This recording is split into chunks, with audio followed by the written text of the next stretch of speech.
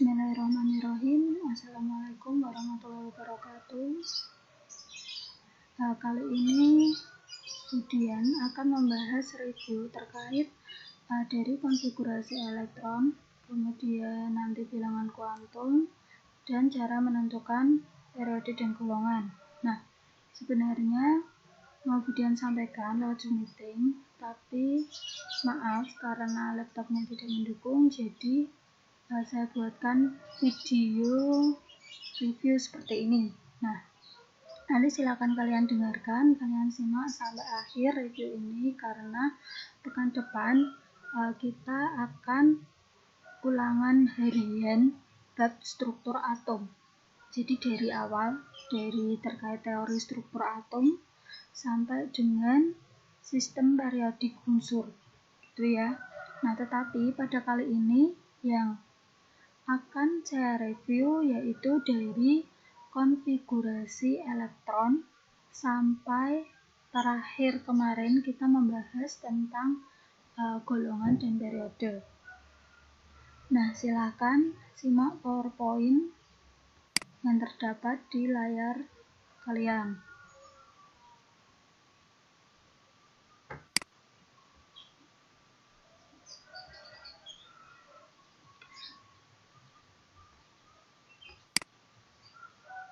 Nah, terkait dengan konfigurasi elektron.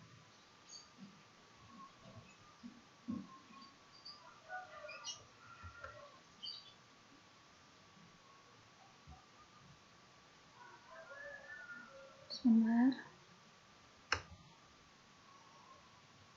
Nah, konfigurasi elektron berdasarkan kulit atom. Jadi konfigurasi elektron itu dapat ditulis berdasarkan 1. Kulit atom, 2. Subkulit, 3. Dengan konfigurasi gas mulia. Nah, elektron sendiri itu dia posisinya mengelilingi inti pada lintasan atau kulit tertentu yang disebut kulit atau tingkat energi. Konfigurasi elektron ini menyatakan susunan elektron pada atom. Nah, kalau berdasarkan kulit, bahwasanya ada yang namanya kulit K dengan nomor kulit 1, kulit L dengan nomor kulit 2, kemudian M nomor kulitnya 3, N nomor kulitnya 4, dan seterusnya. Yang mana masing-masing kulit ini memiliki jumlah elektron maksimum yang berada pada kulit tersebut. Kalau untuk kulit K itu elektron maksimumnya 2, kulit L 8, M 18, N 32, dan seterusnya. Seperti pada tabel ini. Yaitu namanya kulit. Nah, yang mana kulit terdiri dari kulit K, L, M, N, O, hingga Q. Nah, misalnya konfigurasi elektron beberapa atom. Nah, jika kalian disajikan, buatlah konfigurasi kulit dari atom berikut. Nah, berarti yang harus kalian tuliskan konfigurasinya itu seperti ini. Nih, misalnya Li 3. Nah, artinya di sini nomor atom dari Li itu adalah 3, yang mana konfigurasinya adalah 21. Kenapa bisa seperti ini? Pertama, kulit pertama itu kan kulit K, yang mana kulit K itu maksimum diisi oleh 2 elektron. Maka dituliskan angka 2. Nah, kemudian karena jumlah elektronnya 3 dan 2 sudah terisi di kulit K, berarti sisanya adalah 1 elektron di kulit L. Nah, kemudian yang Mg, misal ini nomor atomnya 12, ya kan? Nah, pertama di kulit K maksimum diisi oleh 2 elektron sehingga diisi oleh angka 2. Kemudian di kulit L itu maksimum terisi 8 elektron sehingga kita tulis 8. Kemudian dihitung elektron yang menempati masing-masing kulit baru 10 elektron sehingga sisanya adalah 2. Nah, ini menunjukkan bahwa Mg terdapat pada golongan 2A karena elektron valensi di sini itu adalah 2. Kalau Li menunjukkan bahwa Li ini terdapat pada golongan 1A. Nah, terus sekarang Cl juga sama 17, berarti 28, sisanya adalah 7. Nah, sekarang K 19, 2881. Kenapa bisa seperti ini? Kok enggak 289 aja, ya kan? Nah, gini. Pertama, di kulit K itu terisi oleh 2 elektron, ya kan? Maksimum di kulit K. Kemudian di kulit L kita isi maksimum yaitu 8 elektron. Ya kan? Terus sisanya adalah 9 elektron. Nah, di sini tidak bisa, bentar kursornya hilang. Di sini tidak bisa dituliskan langsung 9, tetapi dibagi menjadi 81 karena ketentuannya jika elektron terakhir atau elektron valensi itu jumlahnya lebih dari 8 tapi kurang dari 18, berarti yang ditulis adalah elektron yang 8 terlebih dahulu. Di sini kan kulit ke M ya, kulit M yang mana M itu maksimum menampung 18 elektron. Ya kan, karena ini 19, sisanya itu 9. Nah, angka 9 ini itu lebih dari 8 tapi kurang dari 18, sehingga yang ditulis adalah 8. Nah, kemudian sisanya tinggal berapa? Tinggal 1. Jadi 9 ini dipecah menjadi 8 dan 1. Nah, kemudian GA 31. Pertama kita isikan dulu 2 elektron, 2, 8. Kemudian di sini, kok di sini 18 sama 3? Caranya gimana? Nah, setelah diisikan 2 dan 8, berarti kan sisa 21 elektron, ya kan? Karena 10-nya udah menempati di kulit K dan L. Nah, 21 elektron ini yang mana angka 21 ini merupakan angka yang lebih dari 18, ya kan, kurang dari 32. Nah, karena angkanya lebih dari 18 kurang dari 32, sehingga di sini yang ditulis adalah angka 18. Kemudian sisanya angka 3. Jadi di sini berlaku ketentuan bahwa untuk elektron valensi, nah, untuk sisanya ini setelah kalian mengisikan di kulit K dan L, untuk elektron valensi, jika elektronnya lebih dari 8 tetapi kurang dari 18, yang ditulis pada kulit M itu adalah 8, seperti K19 tadi. Tapi jika elektronnya itu lebih dari 18 tetapi kurang dari 32, maka yang ditulis adalah 18. Begitu ya. Jadi yang menentukan itu adalah elektron valensi, yaitu sisa elektron setelah elektron K dan setelah kulit K dan L itu terisi. Nah, lanjut. Nah, di sini ada teori atom mekanika kuantum. Yang pertama Max Planck, yang mana atom suatu zat hanya dapat menyerap atau memancarkan energi pada paket-paket gelombang tertentu yang disebut kuanta. Nah, ini disempurnakan oleh Louis de Broglie bahwa materi dapat bersifat sebagai partikel sekaligus dapat mempunyai sifat sebagai gelombang.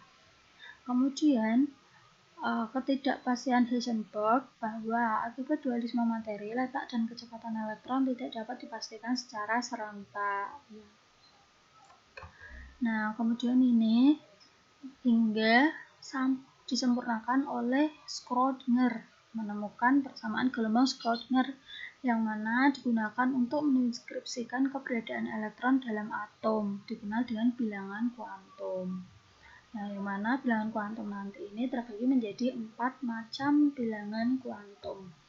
Nah, kita kenal dulu orbital atau daerah sekitar inti peluang atau kebolehjadian terbesar ditemukannya elektron, itu namanya orbital. Nah, kemudian ini macam-macam bilangan kuantum, ada pertama namanya N, azimut L, magnetic M, spin S.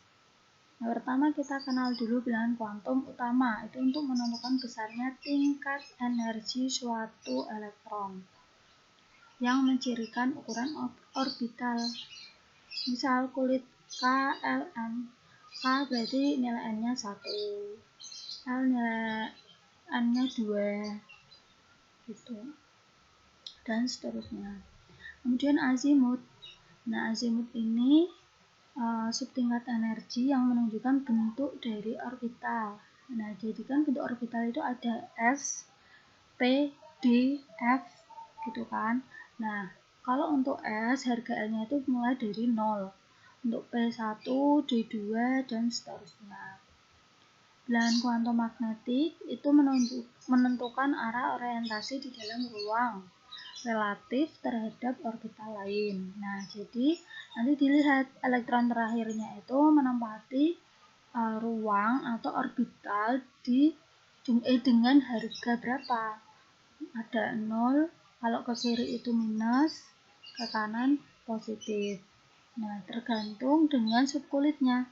Kalau subkulit S hanya memiliki satu orbital, yang mana satu orbital tersebut diisi maksimum 2 elektron dengan harga M itu 0.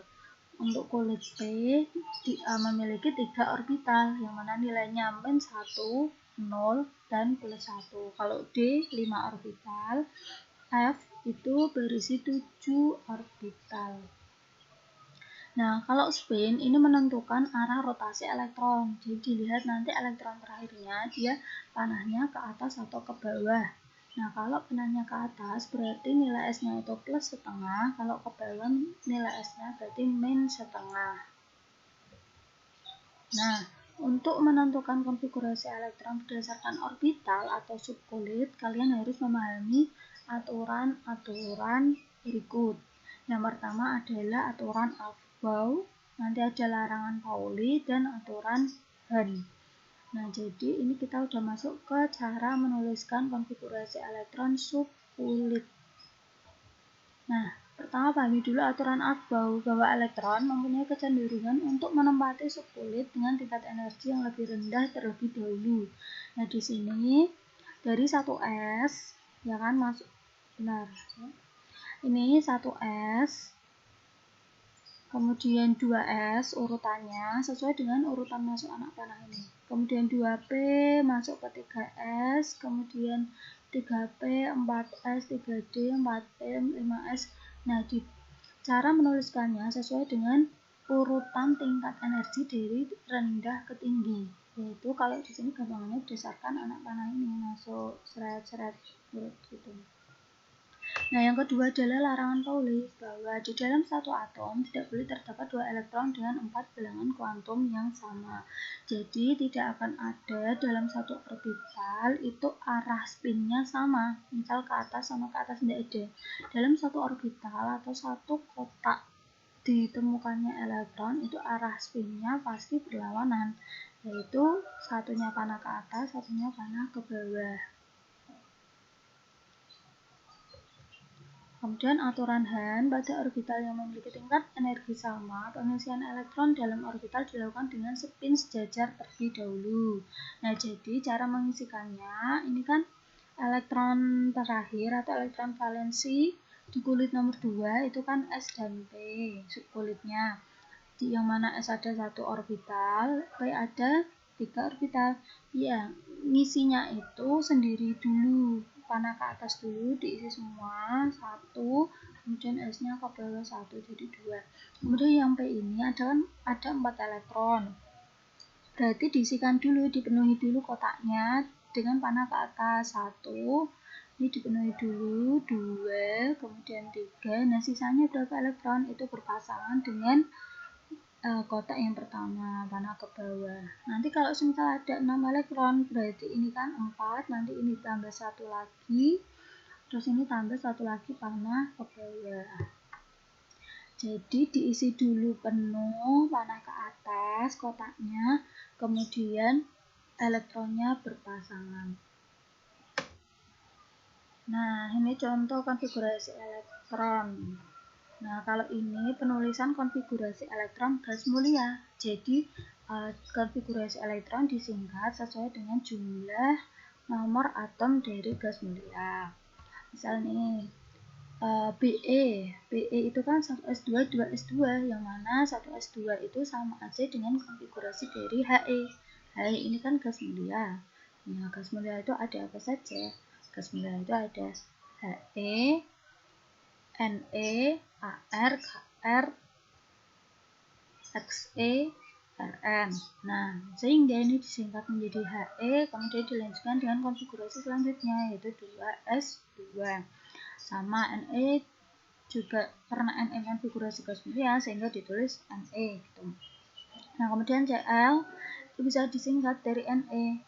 Dari Ne itu kan jumlahnya 10, berarti kita motong sampai di sini. Dari 1s2, 2s2, 2p6. Nah, ini kan jumlah elektronnya kan 10 tuh di sini. Nah, sehingga ditulis Ne, kemudian dilanjutkan dengan 3s2, 3p5.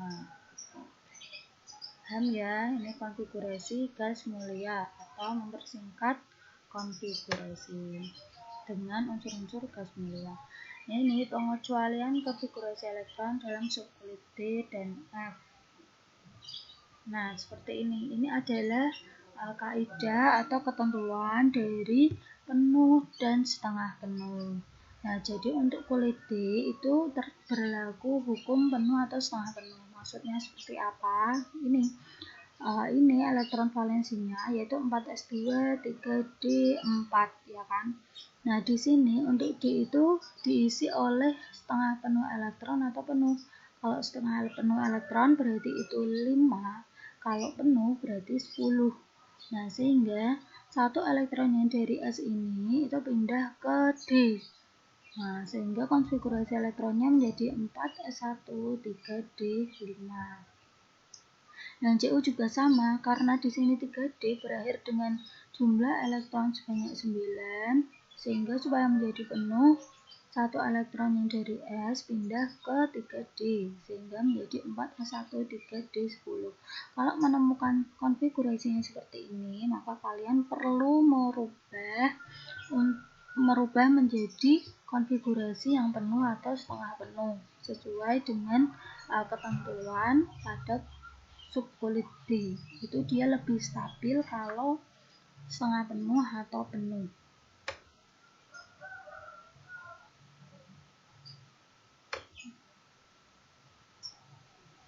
Nah, ini penyimpangan dari aturan umum. Nah, kayak tadi CR aturan umumnya kan 4s2, 3d4. Nah, kemudian dalam keadaan stabil berarti 4s1, 3d, 5. Nah, sekarang konfigurasi ion.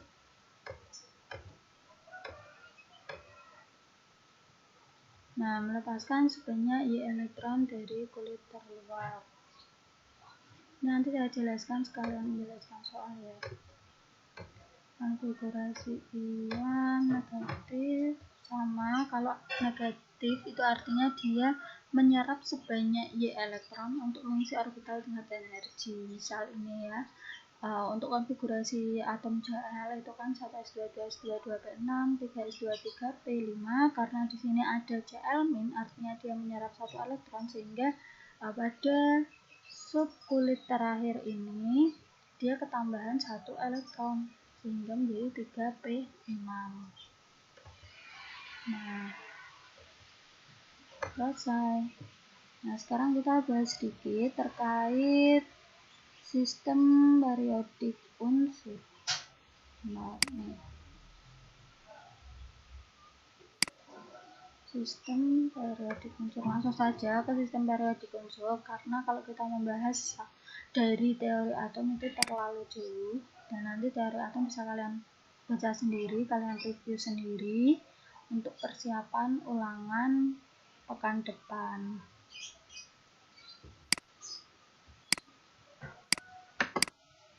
Sebentar, ini not responding. Berarti sudah.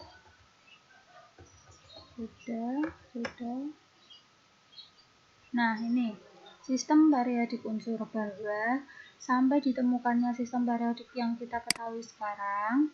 Jadi kalau anak kimia itu harus punya sistem periodik unsur, karena ini tidak unsur-unsur tersebut tidak untuk harus dihafalkan di luar kepala, tapi sistem periodik unsur ini sebagai pegangan kita dalam mempelajari kimia. Nah, kita perlu tahu bahwa sistem periodik yang sekarang ada, yang sekarang digunakan itu berdasarkan perkembangan dari yang dilakukan beberapa ilmuwan. Nah, yang pertama itu bahwasanya unsur itu hanya dibagi dengan dua golongan, yaitu unsur logam dan non-logam. Kemudian berkembang menjadi teori Brenner, berkembang lagi menjadi teori Octav-Newland, sampai hingga ditemukannya sistem periodik modern. Kita akan bahas satu-satu. Nah, ini unsur itu terbagi menjadi logam dan non-logam. Itu menurut Anthony Lavoisier, bahwa dahulu beliau itu menemukan bahwa unsur itu logamnya terdiri dari ini aja loh yang logam, ini yang non-logam. Nah, kemudian disempurnakan oleh triadi Brenner, yaitu menyatakan bahwa berdasarkan massa atom relatifnya, unsur-unsur dapat dikelompokkan ke dalam kelompok 3 unsur, di mana massa unsur yang di tengah merupakan rata-rata dari massa unsur di tepi. Nah, maksudnya seperti apa? Kayak Ca, Sr, sama Ba. Nah, nanti massa unsur dari Sr ini ditentukan dari massa unsur kalsium ditambah barium kemudian dibagi 2, atau rata-rata dari kalsium dan barium. Nah, ini berulang untuk 3 unsur setelahnya. Jadi tiap 3 unsur cara menghitungnya itu seperti ini. Kemudian disempurnakan lagi oleh teori Octav-Newland, bahwa jika unsur-unsur disusun berdasarkan kenaikan massa atom, maka sifat unsur tersebut akan berulang setelah unsur ke-8. Jadi diurutkan dulu sampai unsur ke-8. 1, 2, 3 sampai ke-8, kemudian 9. Nah, dalam satu blok ini itu massa unsurnya sama. Nah, ini juga massa unsurnya sama dari Li sampai ke ini CSOS. Itu massa unsurnya sama. Nah, kemudian disempurnakan oleh teori Mendeleev, bahwa unsur-unsur disusun 12 baris mendatar atau periode berdasarkan kenaikan massa atom dan 8 kolom tegak atau golongan berdasarkan kemiripan sifat. Nah, jadi Mendeleev ini sudah menentukan bahwa unsur itu tersusun berdasarkan periode dan golongan. Nah, nih seperti ini. Nah, golongan 1 itu ada unsur apa saja? Itu ada H, Li, Na, K. Nah, di sini ada unsur-unsur yang kosong karena Mendeleev ini berkeyakinan bahwa unsur ini itu merupakan tempat dari unsur yang belum ditemukan. Artinya kemungkinan dapat ditemukan unsur-unsur lain untuk mengisi tempat-tempat yang kosong ini. Nah, hingga akhirnya disempurnakan oleh H.G. Moseley yang membuat sistem periodik modern untuk menyempurnakan klasifikasi unsur dari Mendeleev, bahwa unsur-unsur dalam satu periode disusun berdasarkan kenaikan nomor. Nah, kemudian dalam satu golongan berdasarkan kemiripan sifat kimia dan fisika. Nah, ini tabel periodik modern yang harus kalian miliki. Nah, kalau yang dinamakan golongan itu yang turun ke bawah ini, itu namanya golongan 1A sampai golongan 7A. Kemudian kalau yang ke sini itu namanya periode, ini namanya periode. Jadi yang turun ke bawah namanya periode, yang ke kanan itu namanya golongan. Ini golongan kebalik, yang turun ke bawah namanya golongan, yang ke kanan ini periode. Berarti ini golongan 1A, golongan 2A. Kemudian periodenya itu periode 1 itu ada H, He, periode 2 ada Li, Be, Bcn, yang ke samping kanan berarti periode. Nah, ini penentuan periode dan golongan. Kalau untuk menentukan periode dan golongan itu berdasarkan konfigurasi subkulit. Nah, ini adalah tabel konfigurasi elektron golongan utama dan periodenya. Nanti tergantung di sini harga R-nya itu berapa, itu sebagai periode. Nah, kalau bentuknya elektron valensinya seperti ini, N-nya sama, kemudian subkulitnya S dan W, nah, golongannya itu dapat dengan menjumlahkan elektron yang terdapat pada subkulit ini.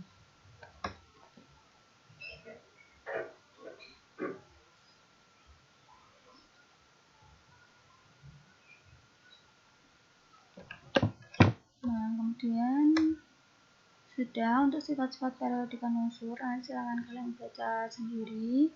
Saya rasa ini mudah dipahami kalau untuk sifat-sifat keperiodikan. Nah, ini saya akan sedikit menjelaskan cara menentukan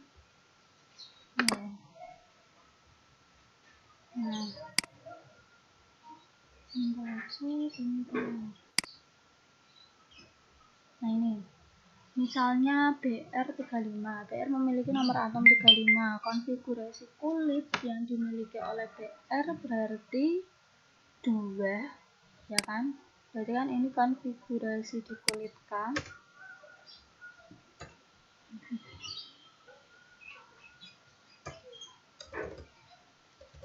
Nah, 2 ini konfigurasi di kulit K. Kemudian L, ini M, ini N. Nah, yang mana kan 2 sama 8 dulu di kulit K dan L. Kemudian sisanya kan ini. Sisanya kan ini. Nah, yang ini. Jadi karena udah 28 berarti kan udah dipakai 10 ya, 35 dikurangi 10 berarti kan sisa 25. Nah, 25 ini merupakan angka yang kurang dari angka yang lebih dari 18 tapi kurang dari 32 kan. Nah, sehingga yang ditulis adalah 18. Kemudian dihitung lagi sisanya berapa elektron, tinggal dituliskan di kulit selanjutnya. Nah, ini konfigurasi kulit. Nah, sekarang konfigurasi subkulit. Kalau untuk konfigurasi subkulit itu berdasarkan susunan Abel. Nah, seperti ini. Nanti urutannya seperti nyusunnya itu ini. Nah, konfigurasi subkulit. Nah, urutannya itu pertama 1S dulu. 1S diisi oleh maksimum 2 elektron. Karena jumlah elektronnya 35, ya kan? Berarti ini 1S2. Kemudian urutan yang kedua itu adalah 2S di sini. Bentar, ini covernya agak bermasalah. 2S ini, kemudian 2S2, kemudian 2P6, kemudian 3S2 urutannya, ya kan? Kemudian 3P6. Nah, kemudian 4S2, 3D10, 4P5. Jadi total elektronnya itu sebanyak 35. Nah, kemudian konfigurasi gas mulia karena BR termasuk golongan BR termasuk golongan 7A, sehingga untuk konfigurasi gas mulia langsung saja BR termasuk golongan 7. Konfigurasi gas mulia berarti tadi gas mulia kan HHE, NE, AR, KR. Oh, bukan ya berarti ya. Ini kita ambil dari 18, 60, 18. Berarti dari sini 18 itu apa ya? 18 AR ya. Jadi kita tulis AR. Kemudian tadi 18, 6, 12, 18 ini. Berarti kelanjutannya yaitu 4S2. Kemudian 3D10, 4P5. Nah, ini menulisannya tidak boleh kayak gini ya, nanti ini sebagai pangkat atas. Bentar, ini sedikit bermasalah kursornya. Aduh, Pokoknya ini nulisnya sebagai pangkat atas, tidak boleh seperti ini. Nah, ini sebagai pangkat atas kayak gini ya, nulisnya sebagai pangkat atas. Nah itu namanya konfigurasi gas mulia. Nah, kemudian untuk bilangan kuantum elektron terakhir, jadi untuk menentukan bilangan kuantum itu dilihat dari elektron terakhir. Elektron terakhirnya di sini adalah 4p5, ya kan? 4p5. Jadi n-nya itu 4, ini sebagai n. Kemudian L-nya karena P berarti L-nya 1. Terus M-nya kalau untuk P dia kan ada 3 kotak orbital. Ada 3 kotak orbital diisi oleh 5 elektron, berarti ke atas dulu 1, 2, 3, kemudian ke bawah 1, ke sampingnya 1. Nah, jadi M-nya ini sama dengan 0 karena elektron terakhir itu berakhir di orbital yang bernilai 0. Nah, kemudian S-nya karena elektron terakhir panahnya ke bawah berarti min setengah. Nah, untuk menentukan golongan dan periode, kalian lihat bahwa di kulit terakhir, nah kulit terakhir kan berarti yang nomor 4, ya kan? Paling besar angkanya kan nomor 4. Di nomor 4 itu ada subkulit S dan P, berarti 4S2, 4P5, ya kan? Kalau untuk golongan itu kalau dalam kulit yang sama terdapat subkulit S dan P seperti ini, berarti golongannya itu dengan menjumlahkan elektron di S dan P. Berarti 2 ditambah 5 sama dengan 7.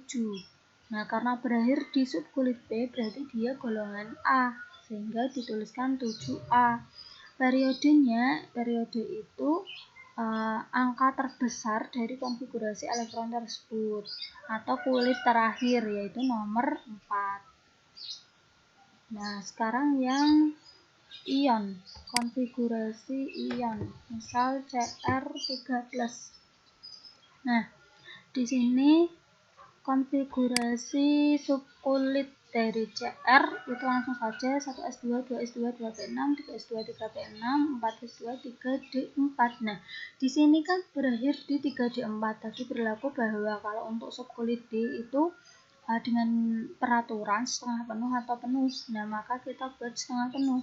Satu elektron yang dari S pindah ke D, jadinya 4s1, 3d5. Ini konfigurasi dari Cr. Belum Cr3+. Kalau Cr3+ itu artinya Cr ini melepas, kalau plus kan berarti dia melepas 3 elektron. Nah, elektron yang dilepas itu dari elektron pada kulit terakhir. Nah, di sini kan 3p6, 4s0, 3d3. Awalnya 4s1, 3d5, kemudian yang dilepaskan sebanyak 3, berarti satu elektron yang ada di kulit S ini lepas dulu. Kenapa kok S dulu? Karena S dulu ini karena ini S terletak pada kulit terakhir, kulit nomor 4, sehingga dilepas dulu satu elektron, kemudian kurang melepas berapa lagi? Kurang 2. Nah, 2-nya ini dari 3d5, sehingga menjadi 3d3. Nah, kalau untuk bilangan kuantum dari elektron terakhir, bukan dari kulit terakhir, tapi elektron. Nah, bedakan. Kalau kulit terakhir kan berarti 4s0. Kalau elektron terakhir itu berarti urutan terakhir. Nah, di sini urutan terakhir adalah 3d3. Sehingga n-nya 3.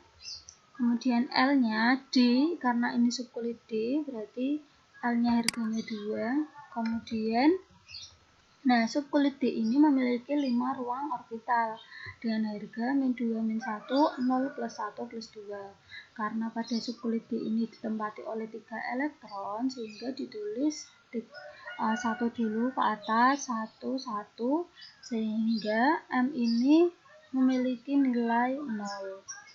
Nah, kemudian S-nya karena elektron terakhir itu panahnya ke atas, sehingga S-nya itu plus setengah.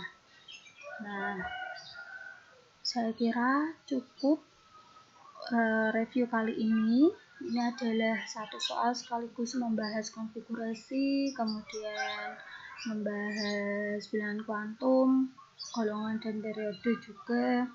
Nah, oh ya, untuk menentukan golongan periode yang CR ini, itu golongan dan periode ditentukan berdasarkan konfigurasi golongan dan periode ditentukan berdasarkan konfigurasi dalam bentuk atom ya. Jadi untuk menentukan golongan dan periode itu pakainya yang ini, melihat konfigurasi yang ini. Nah, yang bentuk atom. Kalau ini kan konfigurasi bentuk ion, yang ini kan ion. Nah, kalau golongan dan periode menggunakan konfigurasi yang atom. Nah, jadi nanti dilihat dari sini. Dia berarti golongannya karena sampai subkulit D, berarti golongannya ini B, sudah tidak golongan A atau golongan transisi, golongan B. Berarti golongannya 6B. Kemudian periodenya, periode itu kulit terakhir, periodenya 4. Jadi golongan 6B periode 4. Oke, cukup sampai di sini. Silakan kalian dengarkan video ini dari awal sampai akhir, karena nanti pekan depan akan diadakan ulangan. Jadi ini review dari konfigurasi sampai sistem periodik unsur. Nanti ulangannya dari struktur atom ya, pokoknya bab 2 dari struktur atom sampai dengan ini menentukan golongan periode. Nah, seperti itu. Sekian, wassalamualaikum warahmatullahi wabarakatuh.